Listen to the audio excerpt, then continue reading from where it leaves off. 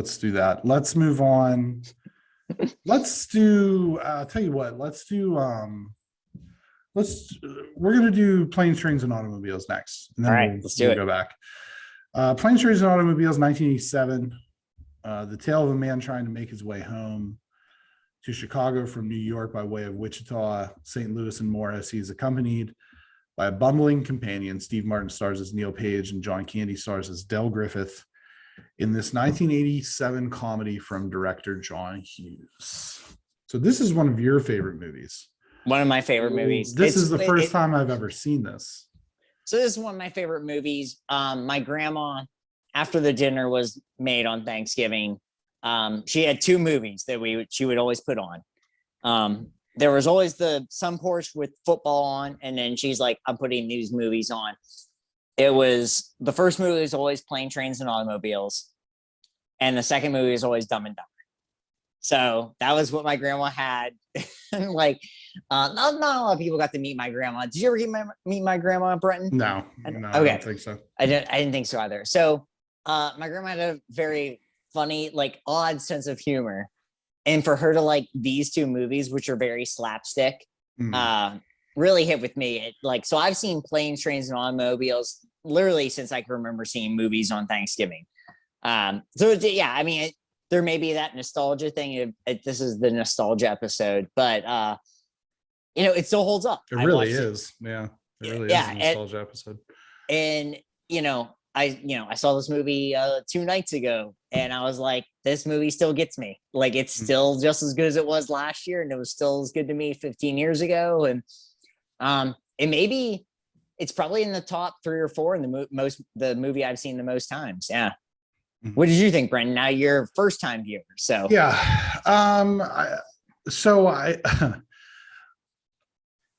I thought originally the very early on moment when John Candy, we're not gonna do a spoiler thing. This movie's almost 40 years old. Yeah, right. 35 years old.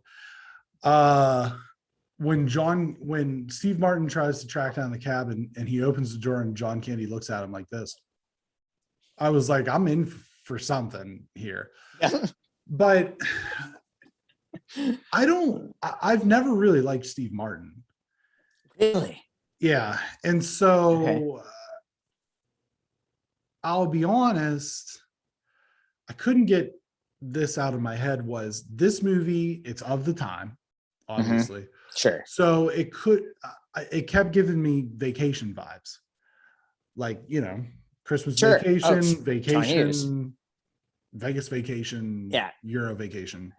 And that's what I couldn't stop thinking about it because I love those movies. Love those movies.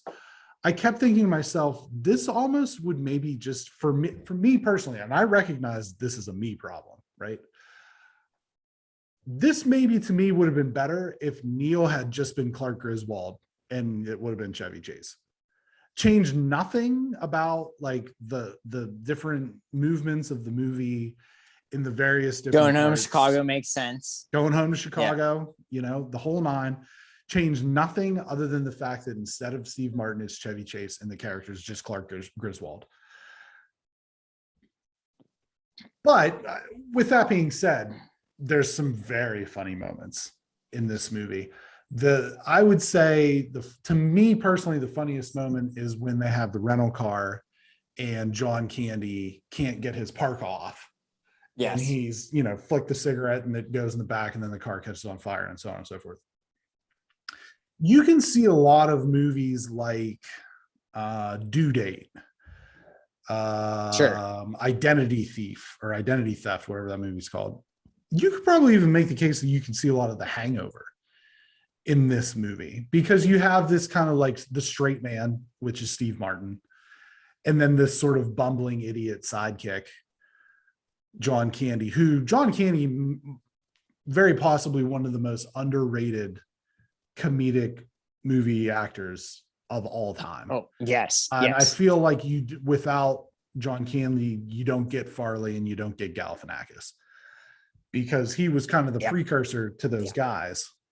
And, that's what this movie was in many cases to me. It was that sort of, I'm on a trip and I have this moron with me, and, the moron means well, obviously. It's kind of like our podcast. I'm the straight man and I've got this moron with me and he means well. Right. And, exactly.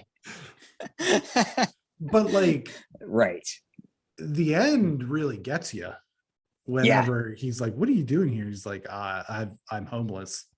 My wife's been dead for 8 years. I just, like, I didn't expect that to happen. And when it took that turn, I was like, no, that's kind of a bummer.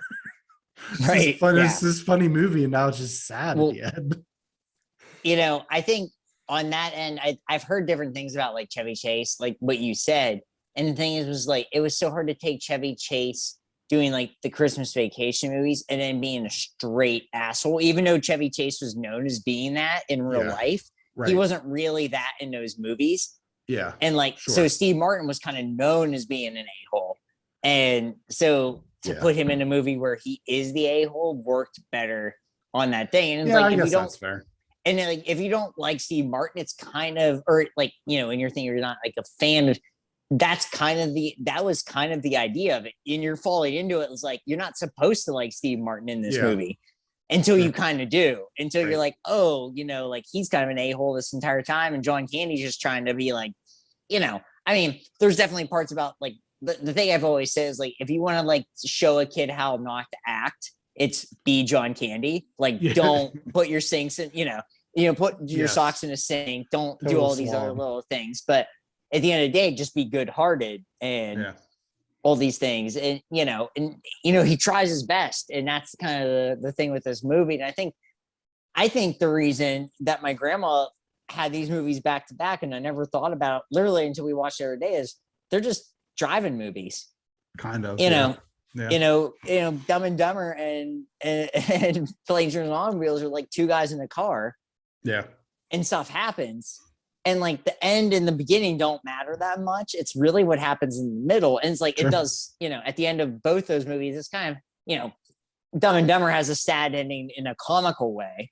Sure. In a comical way. But Planes, Trains, and Automobiles has a sad ending in an actual like sad way. Yeah. But you do have this feeling that they're going to be friends forever now, right? Despite like the way everything worked out. So, I mean, the other thing that I couldn't figure out as I'm watching it, I'm like, how in the hell is this movie rated R? And then when you get to the scene at the rental car, the rental car thing, and Steve Martin drops like 15 F-bombs. It's so good.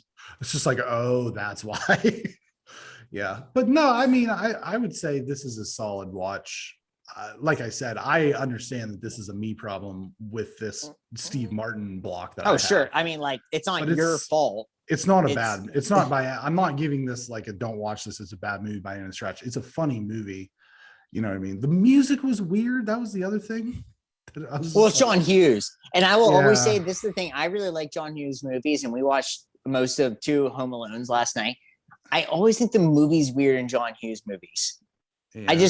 Even the movies, like, and I love John Hughes movies just in general. The music's always so comical. Yeah, it was super 80s. It's super 80s, but like also just very up, even when it shouldn't be. But that's probably just like John Hughes's thing. So yeah, I don't know. It was kind of weird.